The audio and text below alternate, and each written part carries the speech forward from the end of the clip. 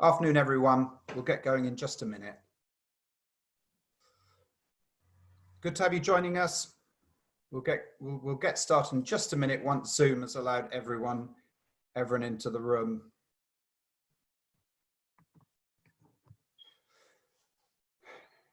Good to see the numbers going up on this rainy day.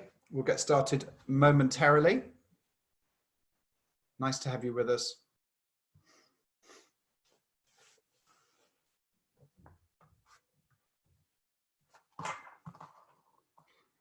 Good, we'll get started in just a minute. We've just got Zoom letting everyone into the room.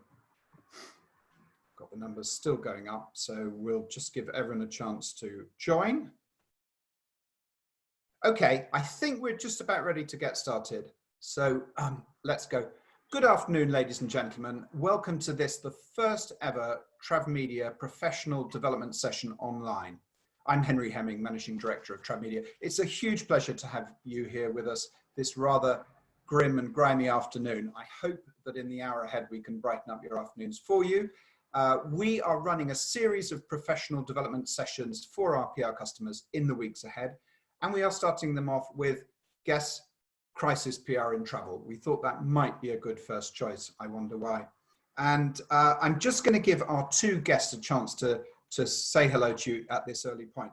We are delighted to have with us Lorna O'Neill, former Head of Communications at Thomas Cook Airline, now running her own consultancy, Surge Communications. And alongside her, we have Phil Bloomfield, Corporate Comms at the travel giant Donata Travel Group. Phil and Lorna, lovely to have you here with us. So for you, the travel PR professionals, your clients need your consultancy like never before at this moment. And we are bringing our experts to help you even further hone and fine tune your skills. I sometimes think travel PRs gravitate to travel if they really love and revel crises, because it's got to be said, travel has plenty of them, but perhaps none so demanding as the one that we're going through now.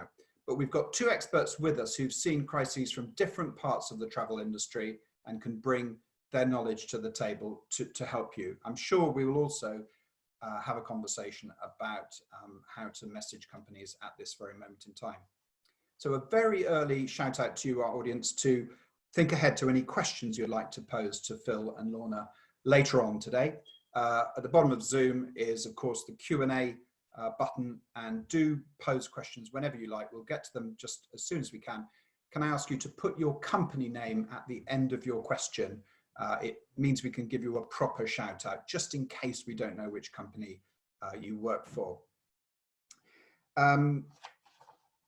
Just to let you know about the rest of TravMedia Meets, this is the professional development session element of what we're doing. We're also doing news webinars. We had a first one the other day with three well-known travel journalists and three PR agency heads. There will be further news webinars in the weeks ahead. We don't feel a need to hold a webinar same time every week because, you know, the news agenda isn't necessarily moving on that quickly.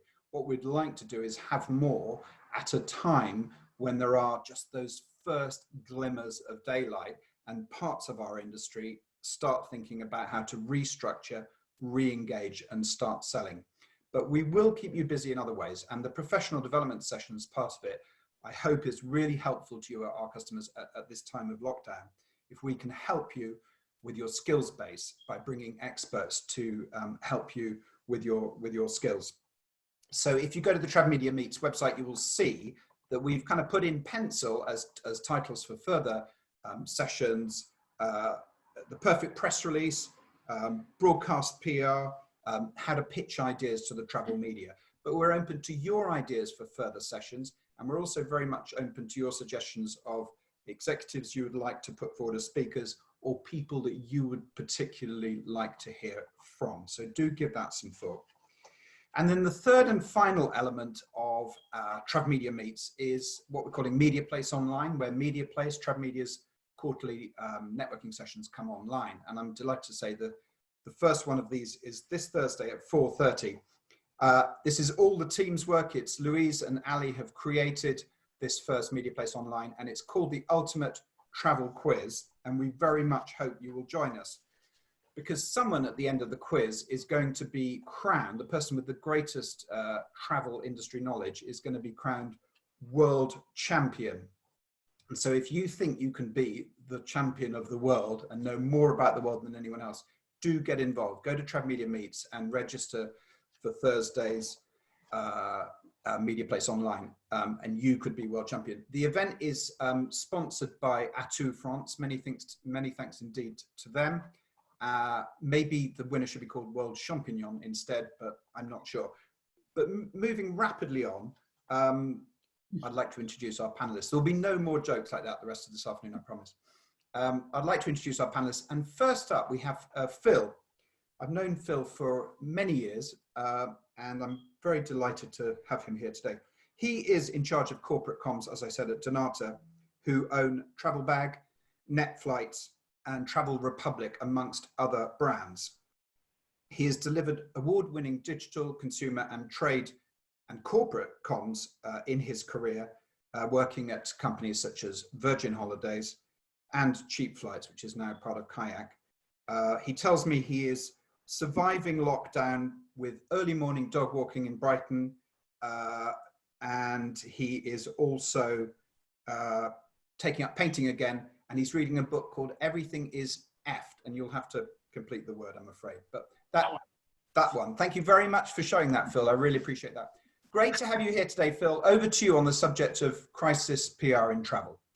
Well, my pleasure to be here, Henry. And I noticed we've all got the memo about what we should be wearing. We're all wearing dark blue, so you know, right on, people.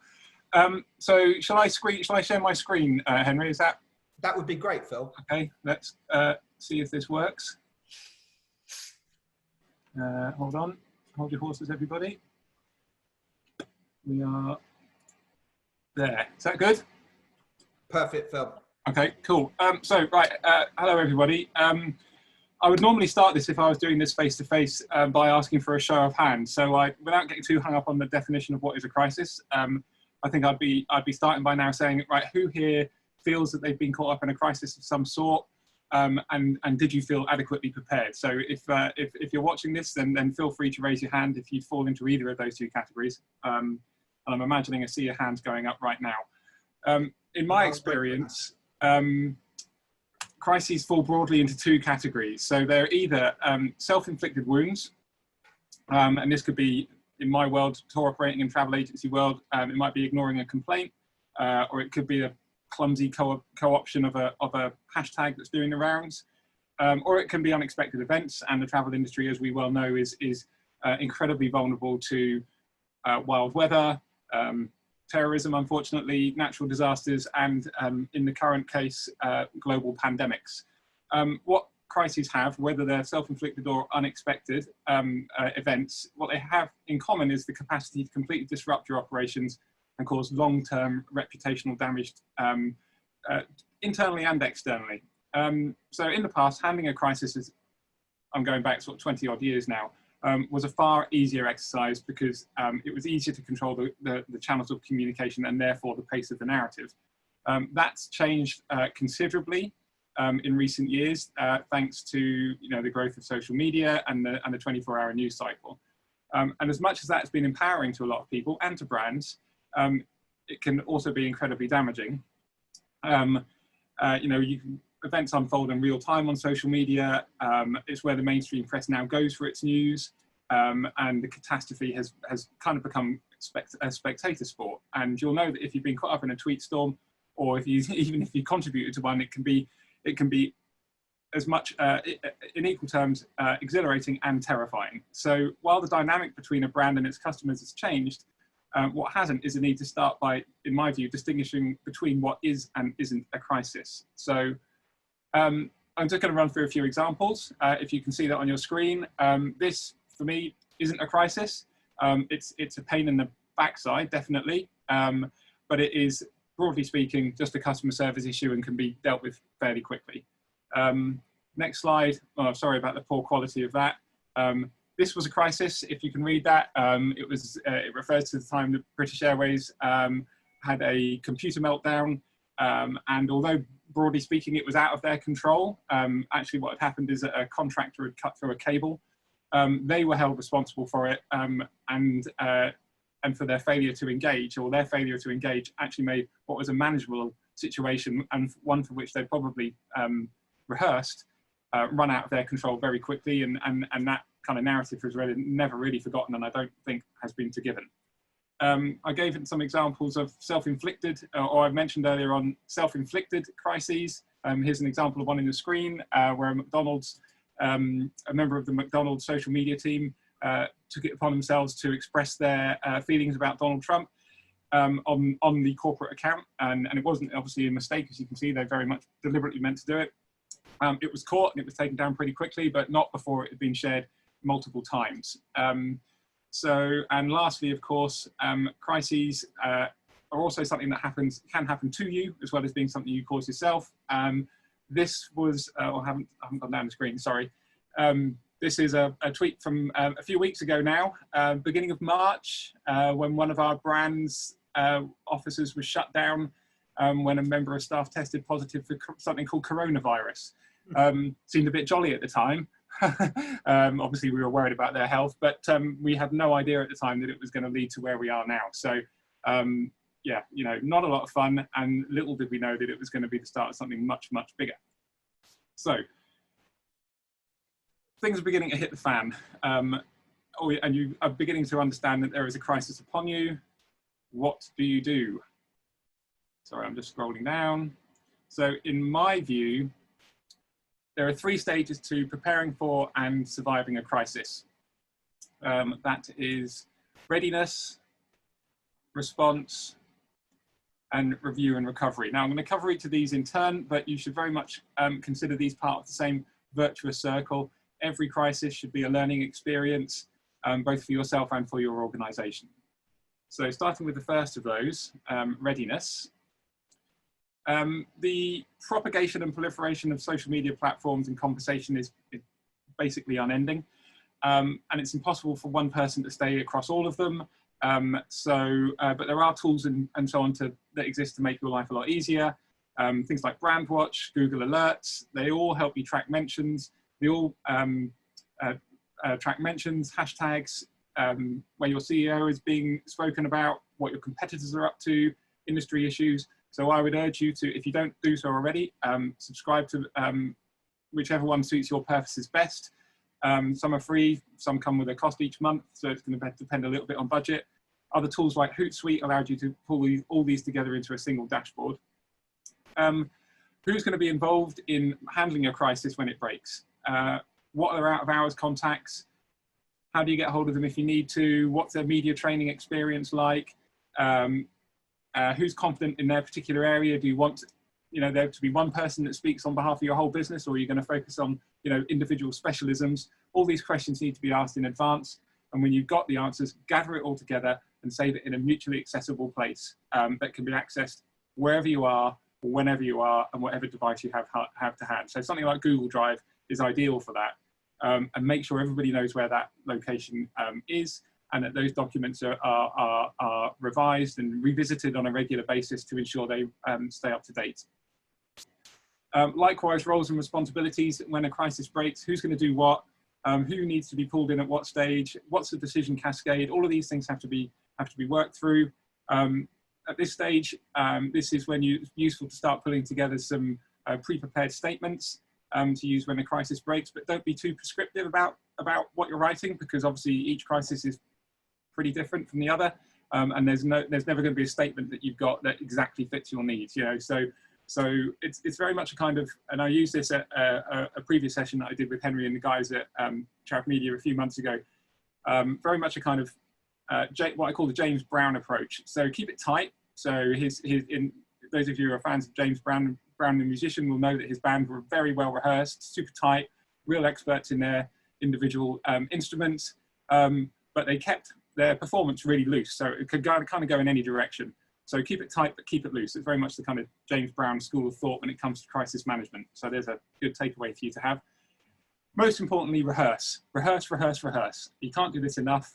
It just keeps that part of your brain muscle nice and lean and nice and ready for when crises occur. With this particular set of circumstances we're dealing with at the moment, we were in a fairly fortunate position that we could begin to see things coming. You know, this was on the agenda, this was in the news for a good few weeks before it really begun to kind of take hold in this country. So internally and within our organisation and within the individual brands, we were beginning to discuss it and think about what it might mean. So we were slightly ahead of the game. Sometimes a crisis just literally falls out the clear blue sky. So it's not the best thing you can do is to be prepared.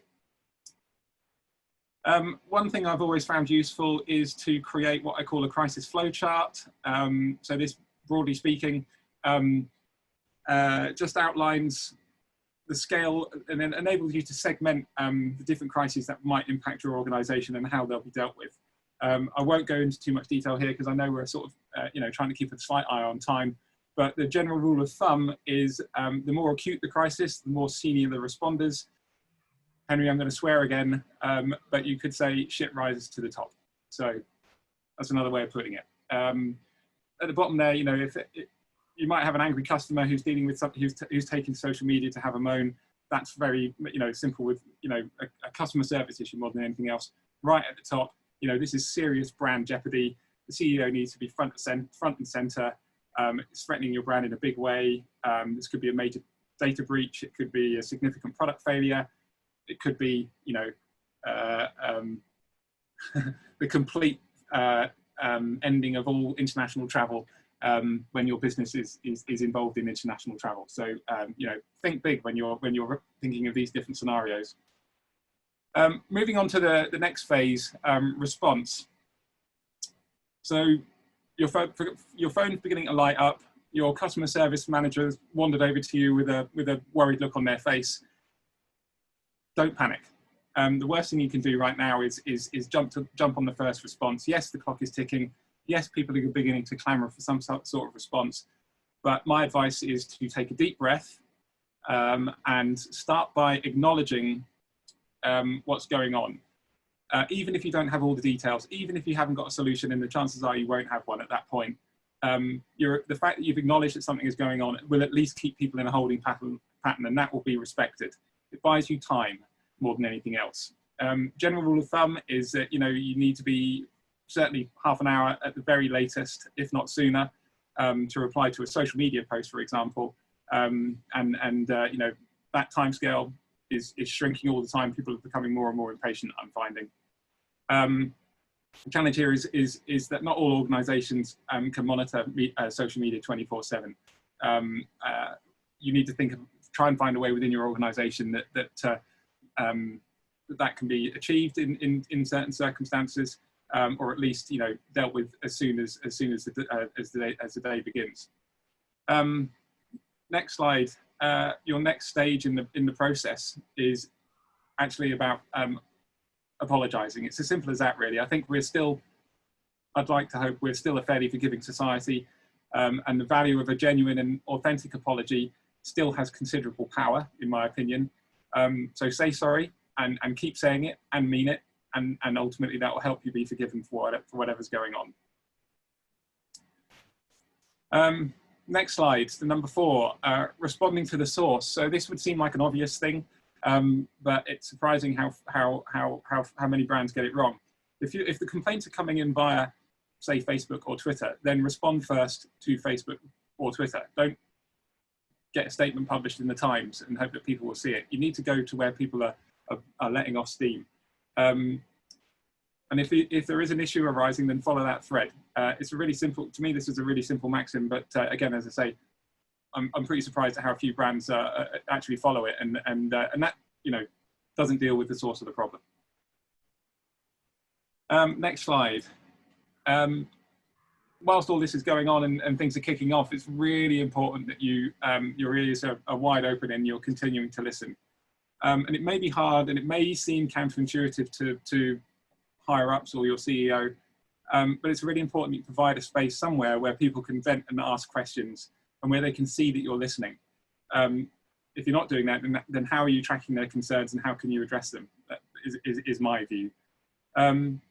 Also, you want the fight to be on your turf. You don't want them kind of going off and creating little subgroups and stoking each other up. You want people to be you want to be able to kind of keep an eye on the conversation.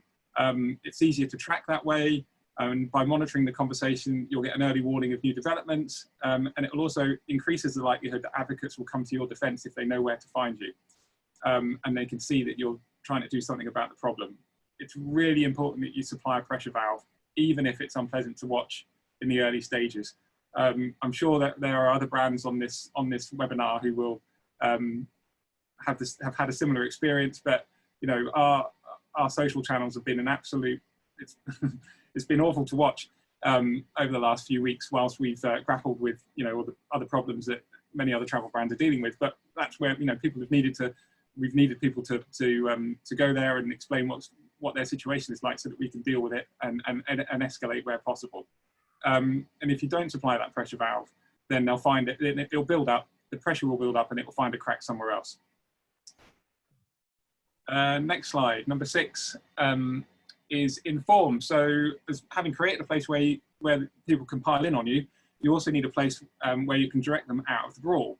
So this might be a standalone site, a microsite of some sort, or a blog post where the public, the media, and customers can go and get the most relevant information. Now, we've within our organisation, for example, we've created an internal microsite specifically for to deal with staff concerns during this period.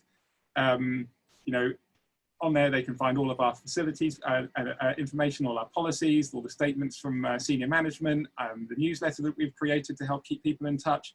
And that's, you know, we're dealing there with our internal audience, but we've done similar things for our customers and stakeholders as well. You know, so on there you can find the acknowledgement, what's happened as you know it, how we found out, who in the organisation is doing what you're doing about the issue, potential effects, contact information, all that kind of stuff. Put it in a single source, easy place for people to find it, and keep publicising where that, you know, where that place is via whatever channel is most necessary, or most appropriate. Number 7, we're nearly there. Managing a crisis for me on these days is not about winning particularly, it's about damage control and managing the narrative. You know, don't pick a fight, never respond a third time in it. You know, if you engage in a conversation with someone online, by that point it should have come offline. And depending on the severity of the crisis, you may have to shut down scheduled posts. In fact, you know, that should have been a very early consideration, but you can still stay open to the conversation with your audience as much as you can, and remain polite and calm when you don't have the answer particularly, but assure them you're doing your best to get one. You know, as it says on the slide there, media, especially social media, absolutely abhors a vacuum and will quickly fill it with speculation and accusation and assume the worst. So you've got to be seen to be answering them. And lastly, you know, really important, in fact, for me, the most important element of any crisis experience has been reviewing it and recovering from it. Every crisis I've ever been involved in has been a learning experience for me personally, but also for the organisations that I've been working in. You know, breaking down the circumstances of the crisis. What did we do at what stage? What could we improve next time? How can we learn from it? What operational changes do we need to make?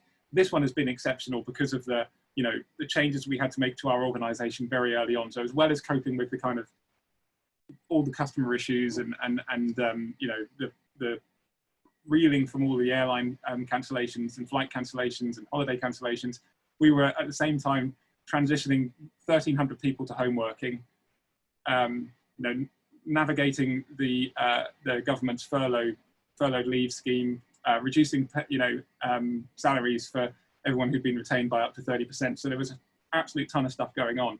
Meanwhile, we're obviously trying to cope with handling thousands and thousands of customers who were either needing to be repatriated and panicking, or who wanted to know what was going on with their holiday and whether they were eligible for a refund. So it's absolutely mental. We've learned so much from it, and at some point in the future, we will have the opportunity to dissect it all and learn from it. And we're already working out what changes we need to make to our organisation as a result of it. So just as important as how you deal with the crisis is how you learn from it. I have got one more thing to say here, which is don't forget your people. Most importantly for me, the most important cohort really in any crisis and this has been particularly important, what's the word I'm looking for? Relevant to me during this one has been, your people are the first in line when the crisis hits, and they'll be the last people dealing with it. So all the way along, you've got to keep them on board. They'll be your advocates. They'll be your champions when things calm down. They're the ones who you're going to be asking to make the sacrifices, to be working late, to be working hard, to be dealing with angry customers. You've got to keep them on side, and you've got to keep them well informed. And because, as the last month or so has shown, they're going to have their own concerns depending on the scale of the crisis. They've got their own worries. They're wondering how this is going to affect their livelihoods. And at the same time, you're saying, yeah, I know that, forget all of that, get on the phone, be dealing with all these angry customers and keep a smile on your face. And that's impossible to do if you're not keeping them well informed and feeling like they're valued. So absolutely critical in any crisis are your people. So that's it. Thank you very much. Thank you so much, Phil. That was amazing, granular and incisive advice for PRs. Bit of a whistle stop. Sorry, I talk fast. No, it was absolutely terrific. I loved media abhors a vacuum and first response in 20 minutes, even if it's via social. Paul Charles said something very similar at the IMM session that you joined him for. So that was very, very good. On the subject of people, which you came to last, when do you put up a CEO to face the media?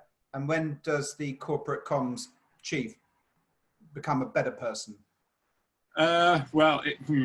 Difficult question to answer. It really varies according to the state of the crisis. With this one, our CEO is very visible within our organisation anyway. He's ever so well known in the industry, and he's happy to take a lead role on the when required. And he was out front pretty early on in this one. I think we just sensed the scale of it pretty quickly.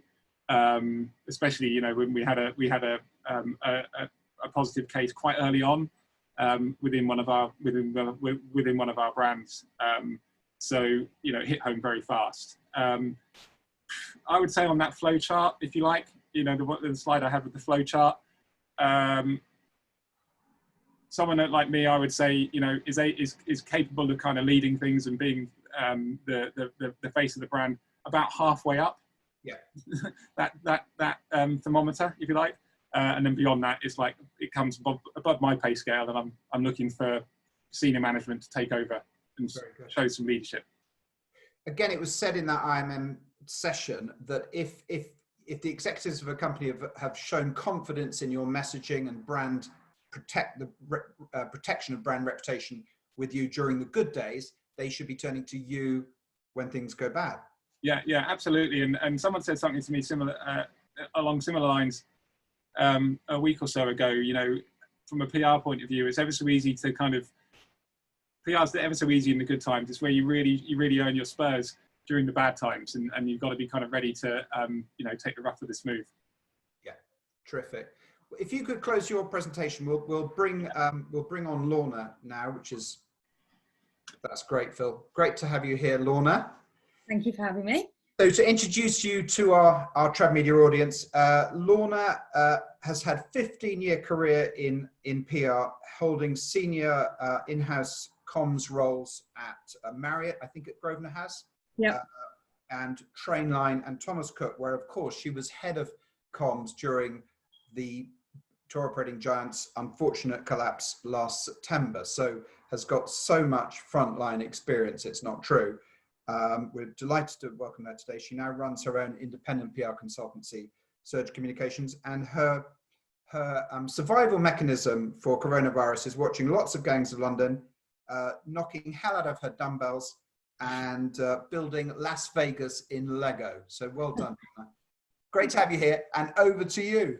Wonderful. I'm just going to share my screen. 1 second. Okay. I think, can everybody see? Yeah, great. I think we're away. Okay, thank you. It's great to be here. Thank you for having me. Phil, it was really great for you to set the scene. I think there's some really useful sort of practical tips and ideas and structure there. And I think mine probably now dovetails quite nicely. So what I've decided to do is actually look at a bit of a timeline of Thomas Cook in crisis over about a year period. Obviously, I only have 20 minutes, so it's very top line, but I've kind of tried to pick out the key kind of peaks over that year and how the role of the communications team evolved and changed over that time.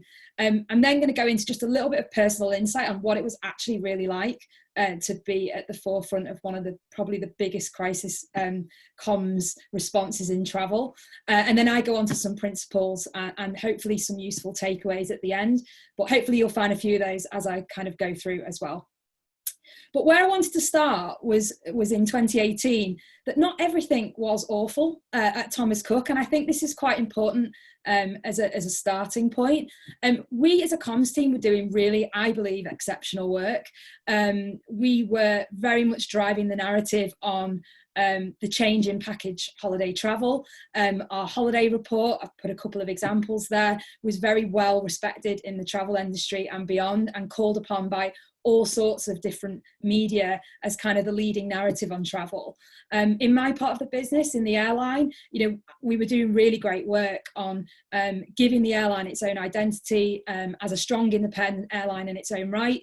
And we were hugely growing in long haul and driving really exciting new routes. And we were the first tour operator to pull out of SeaWorld, which was, a hugely big decision for Thomas Cook. We very much led the way in that others followed. And I think the message here is that we were driving the business right from the top table, making really key operational decisions. We weren't reactive to what the business was doing. We were really, really trying to drive that forward. And that was with, a bigger goal in mind. So I think that's a message here. Having a seat at the table, and I'm going to come back to that quite a lot as we come through this presentation. But then have to draw on August 2018. I'm sure many of you on the call will remember the very, very tragic death of the Cooper couple in Hurghada in August. I was actually the on-call press officer when the first media call came in, which was from the Burnley Express, which is where the Coopers were from. And very sadly and tragically, Susan Cooper actually worked for Thomas Cook in one of our shops in Burnley. And so ensued, to be honest, probably the most difficult 3-week period in my career. And I know a lot of people in the comms team at Thomas Cook, I don't know if any of them are on the call actually, will remember that. Communications really led Thomas Cook through this crisis. Again, we drove very key operational decisions on how we responded to this. Of course, internal communications was absolutely imperative, the first priority. Susan Cooper was a member of staff. A lot of our employees and our colleagues were really affected by what happened. We made decisions like pulling all of our holiday makers out of Hurghada, out of the resort, and flew them home. We had to manage the media at the airport when 300 of them returned home. And we were a really small team, but we were making decisions like when we needed to engage certain spokespeople. If I remember rightly, our first response acknowledgement statement in that very first 30 minutes that Phil mentioned was actually our UK MD, but very quickly the narrative changed and that then became Peter, our chief executive. But we made some mistakes in that time as a comms team. I'd probably say the first 3 nights, it was a Friday night, a Saturday and a Sunday, there was about 6 of us that did not go to bed. We didn't sleep. There was 200 to 300 media calls a day, very, very challenging. And we realized by the Monday that to operate in that way was just not effective. You are no use nor ornament if you've had no sleep and you've not been eating. It was incredibly stressful. So another little learning here, you need to fine tune how your response team works within crisis, because you can't all go all of the time. And we kind of learned that a little bit on the job with this particular one. But we also had some really great ideas as that came along, because this was going on for such a long time. When you've got the Sun newspaper literally ringing you 12 to 15 times a day, what's the update? Did that happen? We've heard this happen. We started to take a paper each, because you could then build up a bit of rapport with that journalist. So that in the end, they started to have a bit of empathy with you. Oh, it's you again, Lorna. How are you getting on today? And they felt that they were getting that relationship with you, and it almost bought you a little bit of time and a bit of space to breathe, and the opportunity to own that. So this was an interesting start, I'd say, to the year, and it was hugely tragic. And that carried on for many, many, many months until Thomas Cook collapsed in September. But it was when September came that we issued our first profit warning, September 2018, followed by a second profit warning in November 2018. In February, we announced that we were going to try to sell our airline. We called it a strategic review at the time, which hit my part of the business significantly, particularly from an internal point of view, of course. There was a lot of employees that were concerned about what did that mean, selling the airline? How does that affect me?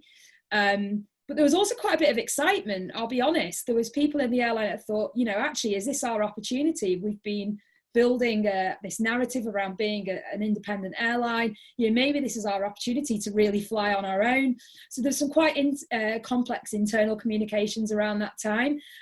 But of course, this was when I really felt that we were really starting to be discussed in consumer media as well as the business financial media about the state of the business. And that was when our role as a comms team really kicked in, as really needing to keep customer confidence high, driving people to book. So we were still doing a lot of proactive comms around this time. I remember announcing a new long haul route, some increased capacity at some of our regional airports. We were still doing proactive consumer comms work, because frankly, while all of this work in the background about trying to find a deal to come out of this financial hole that we were in, we needed the customers to keep booking with us. We needed our employees to still feel really engaged. So it was this, I definitely felt that final 6 months, things started to shift slightly. And then definitely by May was when that customer confidence thing really, really came into play. Very, very strong liaison with the social and sort of frontline customer contact teams at this point. And there was a whole load of work happening in the background from all sorts of cross-functional teams, which I'll come on to in a minute. But while all of this was happening, was all the ongoing issues management. I mean, as Phil mentioned, these aren't crises, but anyone on the call who works for an airline or anyone in travel, things happen in travel when hundreds of thousands of people are abroad on holiday. And here are some of the ones that I was dealing with over this time. And I definitely felt that the volume of this kind of stuff massively increased as our profit warnings were being announced, and as we were just in the media all the time.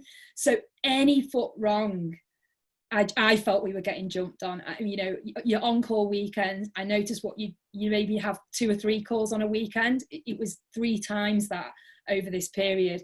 So, the pressure was definitely intensifying over that time.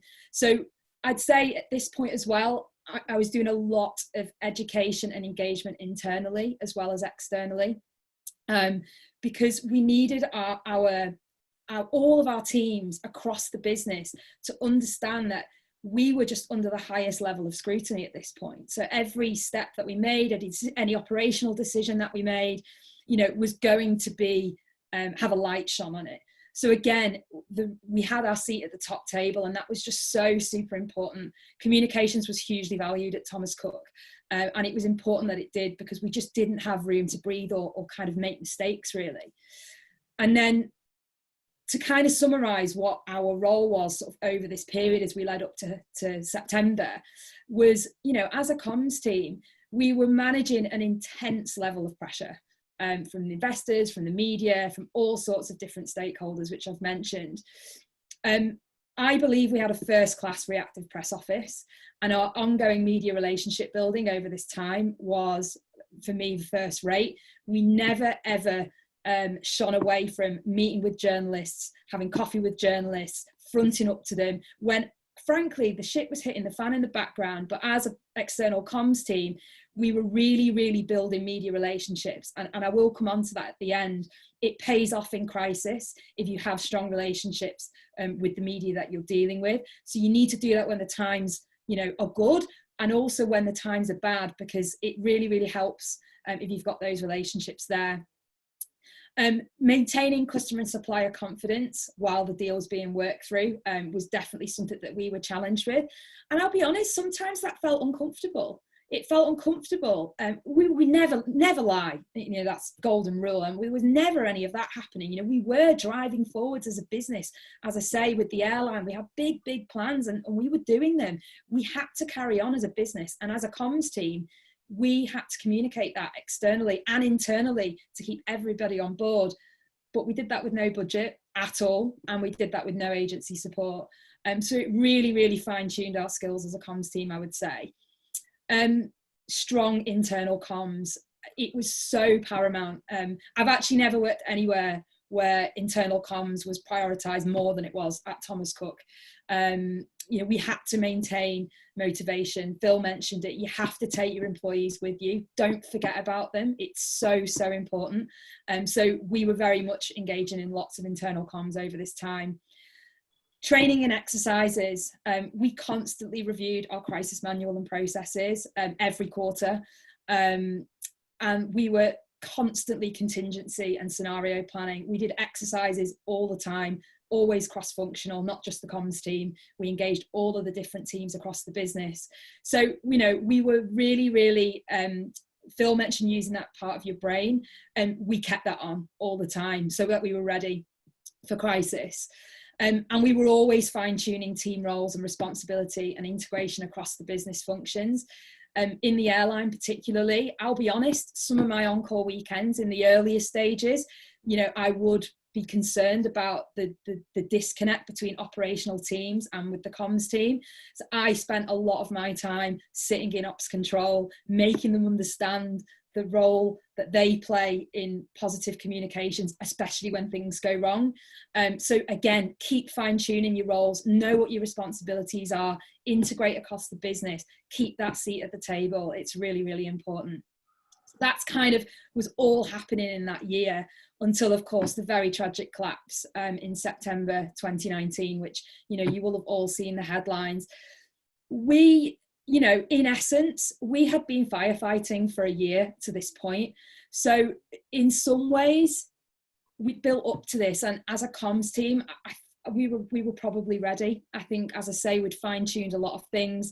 The inner circle of the comms team, who were very close to the negotiations that were happening and the different ways in which it could have played out, were doing all sorts of scenario planning and doing all of the things that Phil mentioned on his slides and getting that communication prepared. That was all happening. But again, that reactive press office, we had fine-tuned that to a fine art. We were very across what was happening. We had a really well-oiled machine, particularly out of hours.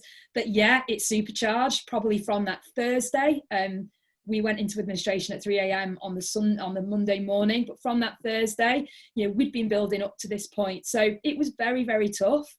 But we then divided into different work streams. I actually was on the internal comms work stream because in the airline, very dispersed workforce, it was incredibly complex on how we would communicate this internally. Lots of different stakeholders involved. So, we actually kind of were quite agile to working in different areas of comms as an external comms at that time, working with our government relations team, etc. But also our role over that weekend, particularly as we approached the Sunday evening, was to ensure as possible a most seamless transition to hand over to the administrators and also to the Civil Aviation Authority. And we also provided support to them as a comms team actually after Thomas Cook collapsed. The comms team were kept on for a few weeks to kind of help with that whole repatriation communications, etc.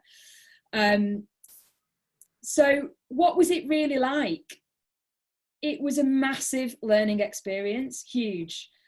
Phil mentioned it, you never stop learning. And it was a hugely incredible learning experience. I felt it was a masterclass in teamwork and stakeholder management. And even though, as I say, and I started at the top with not everything was bad, within industry circles, we had a lot of good feedback on how this was managed from a communications point of view. And I feel really proud of that. It was without doubt the best possible test of your mettle, personally and professionally. I think you realise how tough you are. Everybody broke down at certain points, whether it was emotionally or exhaustion. because it was relentless, highly pressured, highly complex at times, very unsociable. In that final year, you know, your on-call weekends, you couldn't just have a sneaky glass of wine and think, oh, the phone won't ring. That didn't happen. I just stopped that straight away. But I think above all, it was really sad. You know, there were very, very human consequences to this crisis. You know, that Monday morning, I watched hundreds of people pack their belongings in a carrier bag and walk out of an aircraft hangar where they'd worked for 35 years, sobbing, actually sobbing. And we had to keep that going as a comms team. And we'd lost our jobs as well. And it was almost a bit like, well, no one kind of was doing internal comms to us because we were just trying to keep the plates spinning. So it was an unusual and very, very, very sad time, completely. But yeah, it was one I'll never have again, I don't think. So from that, I wanted to draw out some of the main principles that I learned through this experience. Some of them will be a slight repeat on Phil, but hopefully you've kind of got the context now. And prepare, plan and practice. Just, you cannot do this enough. And I felt as prepared as I could be to deal with the shitstorm of the last 12 months. So, you know, keep doing that, but be cross-functional. You know, comms isn't the only team that has to deal with crisis. And I think sometimes you feel like comms has to do everything, but they don't. You need the other teams and they have to understand how everything links together. So we worked really, as they called it at Thomas Cook, horizontally. We worked very horizontally at Thomas Cook and we practiced that a lot. Get the seat at the table, do it today because it matters. Build your influence as a comms professional and your ability to impact decision making, not just decision making on a great new thing that you know that can get you coverage. Think about the bigger picture. I mean, you only need to look at this COVID crisis, right? And I think you can see the organisations that do not have comms at the top table, the ones that have made appalling announcements about furloughing, that people just think, well, of course they did. That's because they didn't have great corporate comms in the first place. You know, crisis shows up, bad corporate affairs, you know, like that. You get no second, you know, but if you've got that in place when times are okay or when times are quiet, you know, for some of you right now, things might be a bit quiet at the moment. What a great time to start building for the future. Be first class and reactive always. I've mentioned it a couple of times because it does pay back in crisis. I found that, you know, because we had good media relationships and the team could pick the journo that we've had that coffee with or we've done that piece with before, you know, people are human at the end of the day and they knew that the difficulty that we were under. So that helped. But obviously you need to be proactive in crisis with speed and frequency. Similarly to Phil, we were always challenged with within 30 minutes, you've got to get your first statement out, even if it's just an acknowledgement, even if you've got nothing to say. We were challenged with that and we always tried to hit that. Consistent message and tone. Make sure you use all your stakeholders equally, customers and employees. You're all comms people, so you should know that anyway. But make sure you tell your employees first, or at least at the very same time. I would say if you can announce the next update in a crisis to your employees, even if it's a minute before you press go to the wire with your external statement, it means a lot. So think about doing that. Don't forget about your employees. Never lie, never speculate. You should all know that anyway. But see the proof for yourself. That's another tip that I found. You know, if you just got a feeling that maybe someone's telling you something internally because they think it's what you want to hear, just check it yourself. Make sure that you've seen it. Is what they're saying true? And don't be scared of not knowing the answer. There were loads of times in that timeline that I didn't know the answer, loads. But you know what? If you just level with a journo on the phone, be human. I found that most were pretty responsive. Just say, do you know what, John? I actually don't have the answer to that at the moment, but I'm going to go away and I'm going to ring you back in half an hour and I'm going to get you the answer. It usually diffuses the situation pretty quickly. But don't be bullied and don't get into an argument because it's really easy to be bullied. And we definitely found that with the Cooper crisis. That was really hard. I definitely had phone calls where I put the phone down and, you know, I was very emotional because of the way I'd been treated on the phone. It's difficult, but you've got to try, and that's why practice is good. be timely, stick to deadlines, and do what you say you will. Be realistic with your promises, but do what you say you will. Poor Matt Hancock, I mean, maybe not poor, but will he rue the day he said 100,000 tests by tomorrow? Maybe he will. Maybe he shouldn't have put a number on it. Maybe he shouldn't have put a date on it. So don't give a deadline if you aren't pretty sure that you can actually hit that deadline. So do what you say you will, and don't over-egg it if you're not sure. Seek external consultancy. This was something that we did about 2 weeks into the Cooper crisis. We sought some external input from people that we really respected in comms. It really gives an invaluable non-emotional response, and it was invaluable in those final weeks of Thomas Cook, that we just had some people that we trusted that could just come in, review your comms, review the way you're approaching it without having that emotional connection to staff and all of that kind of thing. It's actually really worth having that on hand to sort of give that perspective. And then the last three are a little bit more human, really. Trust your instincts. I find that the gut very rarely fails. If it doesn't feel right, it's probably not. So just take that through, I think, in crisis. Look after yourself, get rest. That's personal experience. At times we didn't do that, and it doesn't work. You've got to try and keep yourself in top shape, I think, in crisis. So make sure that you do that. And then the final one's just an in-joke for Thomas Cook, but you can never have enough gifts in your crisis WhatsApp group.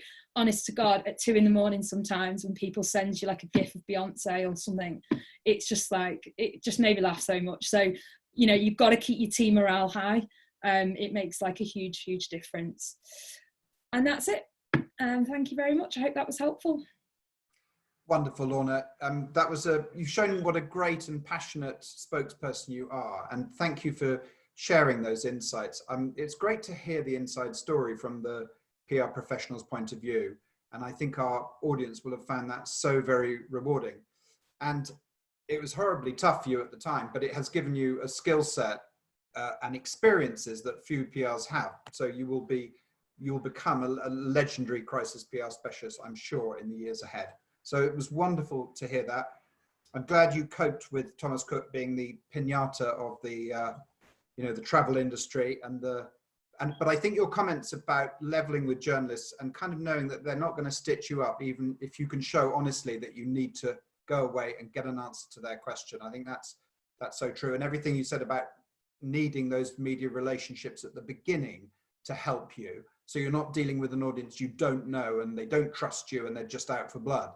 That came across so clearly. But thank you so much for those insights. They were most interesting. So to our audience now, this is an extremely good time to place some questions. I think you've been listening so hard to Lorna. You haven't yet thought about some questions, but it'd be lovely to have some. If you do give us a question, put your name at the end of it. What are the panel's thoughts on CEO training? Because at the session at TravMedia's IMM that Phil and Paul Charles were at, it was said that CEOs often lack empathy. They're trained to be business leaders who communicate how resilient and strong and growth focused their organization is. It's suddenly quite hard for them to turn around and be, Mr. or Mrs. Nice Guy, sympathizing with the consumer about the fact they cocked up, massively.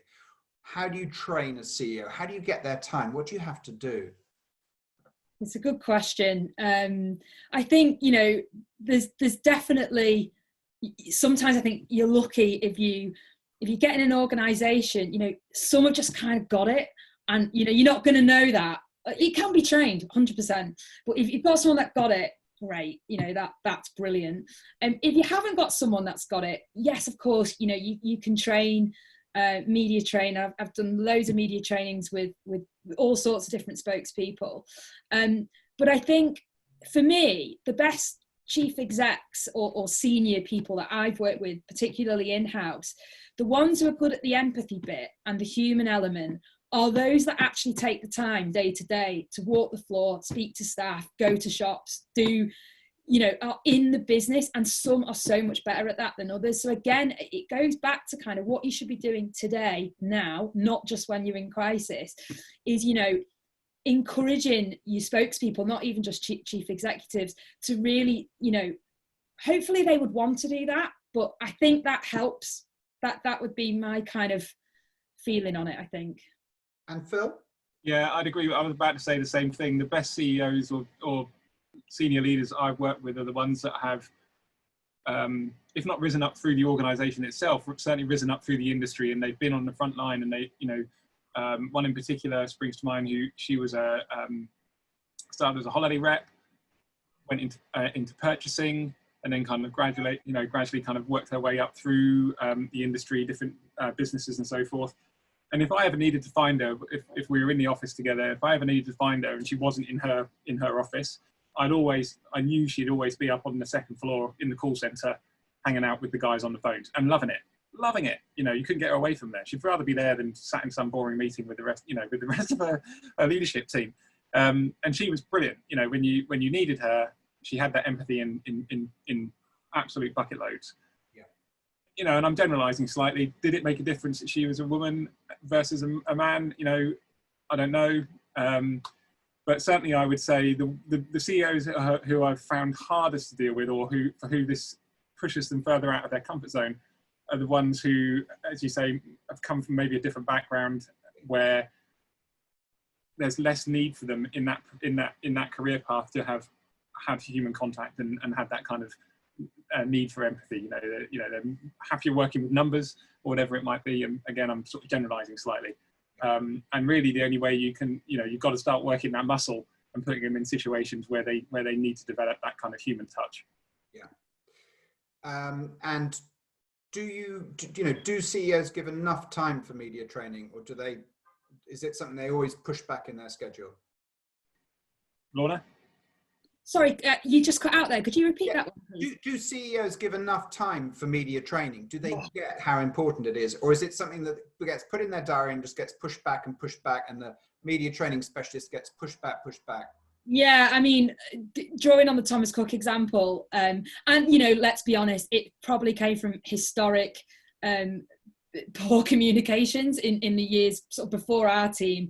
There'll be a lot of people on the phone will know, some of the historic comms calamities that maybe came from sort of 10 plus years ago.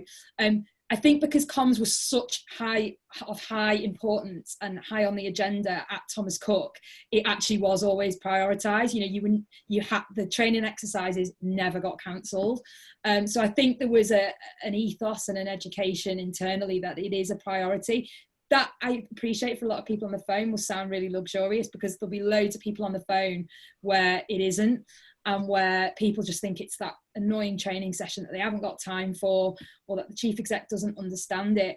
It comes back to continually internally communicating and stakeholder engagement internally about the value of communications.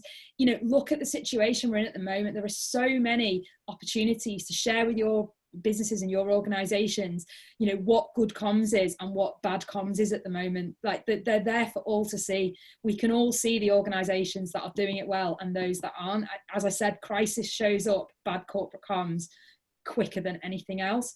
So use this time as an opportunity to show organizations the way. It takes time to embed that. I don't think there's a silver bullet or a secret sauce, really. We've got a question now, and to our audience, do hit us with some more questions. We've got maybe 5-10 minutes more of our panelists' time, but do place some questions now. So this is from Matt Milley at TaylorMade PR. I had a look at this question. I think there's a short-term aspect to it, a kind of coronavirus aspect to it, and there's a longer-term aspect to it. But Matt says, how do you approach business leaders and make clear to them the need for organizations to be ready with a great PR response and a strategy for crisis? And then he goes on to say, many business leaders right now are literally freezing and doing nothing. So how do you convince businesses to be ready with crisis PR strategies in both of your point of view? Maybe Phil first? Yeah, it's very difficult to do. As you say, right now, businesses are freezing or cutting or pausing at the very least at all of their marketing spend, especially if that's been in the form of external agencies. Yeah. At a time when a very strong argument can be made for this is the worst time to be turning it off. You just need to change the tone or change the direction of what it was you were saying. But from a, from my experience, unfortunately, they learn from their mistakes at times like this, and they learn that, when there is a calamity and they do a bad job of responding to it, that they learn the next time that actually, had they not have cut that investment, had they not kind of have swerved that training session, then they wouldn't have been humiliated and the brand wouldn't have been damaged in the same way. It's difficult because you don't want to kind of put them in a position where, they're having to learn from their mistakes. But I found that's the thing that's really got their attention, because I've had those conversations till I'm blue in the face. This is not a time to be cutting back. This is not an investment we should be cutting from the budget. This is not a training session you should be cancelling. Yes, we do need to be spending that money now to build a good intranet or a good way of communicating internally, because when the time comes, we're really going to need it. And we don't want to be scrabbling around to kind of stitch together ancient technologies. We need a quick and easy way to communicate with all of our people, and we need to invest that time now. We'll get around to that. There's other priorities at the moment. We've got this other thing that's more important, blah, blah, blah. These people are shouting louder. Let's make that, we'll pay attention to them. Okay, all right, fine. Well, we'll see when the time comes. And I hate to tell I told you so, but I will. And that's unfortunately been my experience. It hasn't really answered Matt's question, but I can only, speak from my, the learnings I've had from similar situations. Yeah, very good. And Lorna, maybe longer term, what is the most influential argument for businesses to be ready for a PR crisis? Such a tough question. It's such a tough question. I mean, it's about continually embedding the importance of reputation and of customer perception of your business over the long term. And it's about in terms of other areas of business, if you think about long-term thinking and investment, whether it's in new technologies or in new platforms for customers or new tangents of product range, whatever, which businesses invest lots and lots of money on, to do all of that and not be safeguarding it for something to hit the fan. Look at this now that we're in, to not have something in place to protect that. It's foolish for an organisation to invest in the future, but not invest in safeguarding how people feel about it. And it's just our job, is whether you're in an agency or whether you're in-house. And I think it is harder when you're in agency, because to do this, to get that seat inside the organisation. But it's our job to just continually be like, you've got to just keep drilling through all the time, and if you're passionate about it, you've got to keep going. Again, I don't think I've not got the silver bullet answer, but in my experience, you've just got to keep communicating internally, and you've got to keep banging the drum as loud as you can.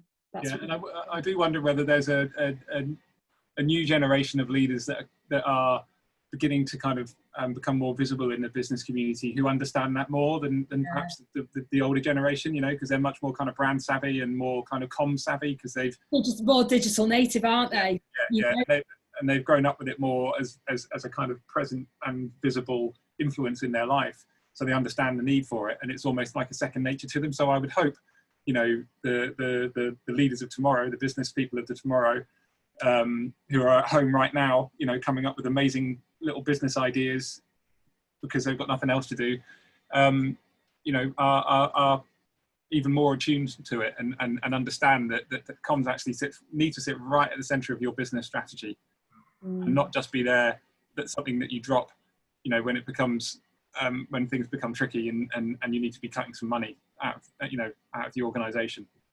In a way, that the COVID crisis now, because it literally touches every single business, every single person without exception, in a way, I think it could be an opportunity for a lot of people on this call, because it's so, in terms of embedding crisis comms planning in your business, you cannot ignore how important it is. And something like this will happen again in the future, in whatever guise it is. So you've got a live example right now to be like, we need to do this. We need to do it today.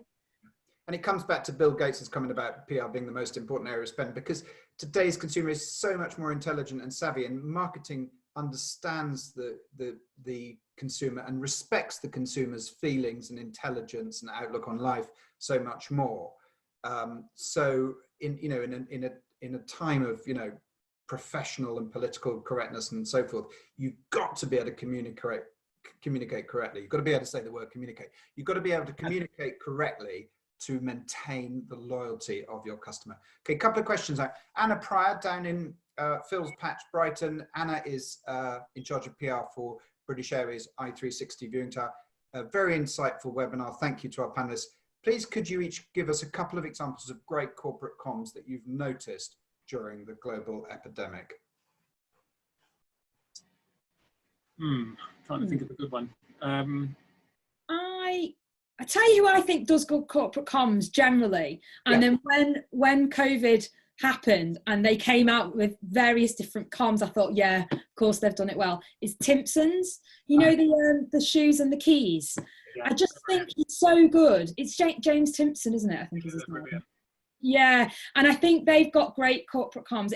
I feel like I believe them.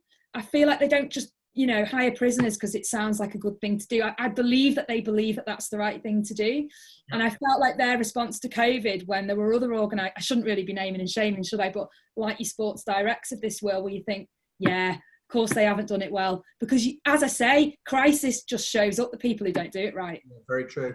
Very true. Timpsons are really authentic and you know, in the truest sense of the word. I don't like authentic. I think it's become a bit hackneyed recently, but no, they mean it. You know, they're very genuine. I would say something like Deliveroo, I think do great work. They've become almost a sort of essential service in a funny kind of way, you know, because people have really turned to them to, you know, supplement going out for dinner and all that sort of stuff. And it seems a bit trite, but they have kind of helped keep people sane, I think. And you know, and they've extended beyond kind of just delivering food. You know, they've run great campaigns around missing people and so forth. This is outside of the kind of COVID crisis, but I do think those sorts of organisations have stepped up and done good work. Very good. So Lucy Jenna Brown at Hope Yard PR says, Lorna, your story was really inspiring. So thank you. Thomas Cook, we're lucky to have you. I think we can all echo. Oh, that's nice. Thank you. Had you been involved with any major crises before that, or did you have to learn it as you went along? No, they were the two big ones that I mentioned were definitely the biggest. But no, because I've worked in travel a while. In my hotels world, would you call them crisis though, or would you call them big issues potentially? You know, a lot of deaths in hotels I've dealt with at Marriott and at Hilton before, but nowhere near to the scale of the ones at Thomas Cook. We had a few. I've been involved in a data breach before, and actually, from a comms point of view, I actually won't say where it was. We managed it pretty well. It didn't actually, it didn't leak out too much. We were well on top of it. That's definitely one that you guys on the phone should be planning for as well. Data stuff. I think Phil gave a good one with the BA. Yeah. They've had a nightmare on that front. Definitely you make an interesting point, Lorna. I think about a lot of the crisis comms work doesn't go noticed, and that's when it's a success. Yeah.